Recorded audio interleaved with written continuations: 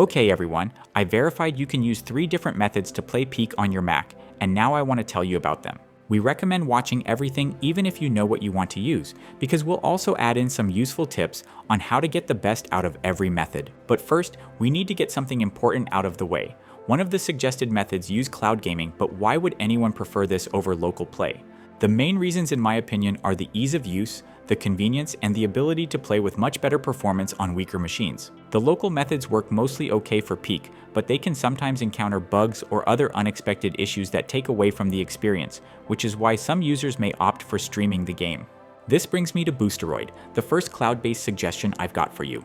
But is this service even worth it, or is it just a laggy mess? From my personal experience with both Peak and other games I've played in Boosteroid, the platform works very well, provided your internet connection isn't total trash. Obviously, there's bound to be some minimal delay when using cloud gaming, but it's just not something that had any effect on my time with Peak. As for the visual quality of the stream, Boosteroid is actually ahead of the curve here, as it offers both the cheapest and least bandwidth-heavy way to stream your games at 4K and 120 FPS. It's a pretty good package all things considered, so I can honestly recommend it, especially for Peak.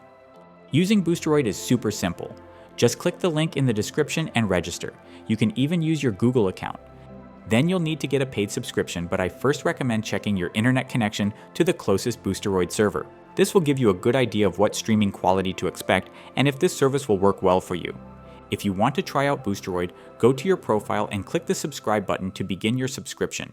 Then simply find the game in the search bar and launch it.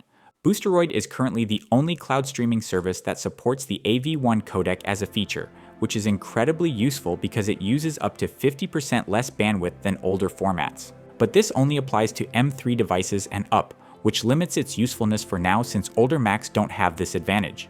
To get the best possible Boosteroid experience, I recommend getting its dedicated macOS app and streaming games through it. Regardless of codecs, the app has better image quality with less bugs overall than the browser version. To get the app, go to your profile page after you subscribe and click on Applications to download it. Then just install the app, open it, log in, and you are ready to start playing. If cloud gaming's just not your thing, then I've also got 2 alternative methods that let you download and run Peak locally. The first local solution is Crossover, a compatibility layer tool that lets you download and run the PC version of Peak. Based on reports from the Mac gaming community and my own testing, I concluded that Crossover is a decent option for playing Peak on Mac. Since the game isn't particularly demanding, I consistently got upwards of 100 FPS with maxed out settings on my M1 Max machine. Not to say that the Crossover method is not without its flaws. Many users have reported various problems such as the game not downloading or the appearance of an error once you get to the Tropics level. However, it seems that with recent patches, most of these obstacles are fixed. The only major flaw that remains is the inability to host games. You can still join other players' games and be invited by friends on Steam, but you can't be the host. We are still looking for a valid workaround for this issue, and once we find it, we'll make sure to include it in our in-depth article about playing Peak on Mac. Links in the description. Now if you want to try this method, here's how. For Crossover, follow the respective link below, register and either purchase the app or go for its 14-day free trial, which is what I recommend. After Crossover downloads, launch it, install the app, and create a new bottle from the bottle menu. Then go to Install, find Steam, and install it in the new bottle. Steam will start automatically, so close it, enable D3D Metal and MSync, and then start Steam again. Find Peak in your Steam library and install it. After the install completes, you are ready to start the game through Steam in your Crossover bottle. Whisky is Crossover's free but jankier cousin.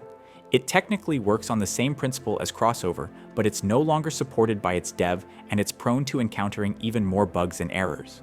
Honestly, its sole draw is its $0 price tag, but everything else about it is just worse. You can give it a try if you want, but be warned that the hassle to get it to work with Peak may not be worth the money you saved. I simply cannot fit in this video all fixes, workarounds, and stopgap solutions that different users may need to apply to get Peak running smoothly in Whisky. Therefore, I'll just show you the general way to set up Whisky and install games in it. For a more detailed discussion on the do's and don'ts in Whisky, check the article link in the video description. Now to set this up, first download the latest version of the Whisky app from the provided link below and extract the zip file in your Applications folder. Then you must create a new bottle with Windows 10 or 11 compatibility, then download an older version of Steam for Windows by clicking the respective link in the description. In Whisky, open the C drive and place the Steam installer in it. Then click Run, Open the installer and install Steam in the Whisky bottle. Next, you just need to download the game through Steam and start it from there. So that's it for today's video. For more content on Mac gaming, be sure to check our channel. Till next time.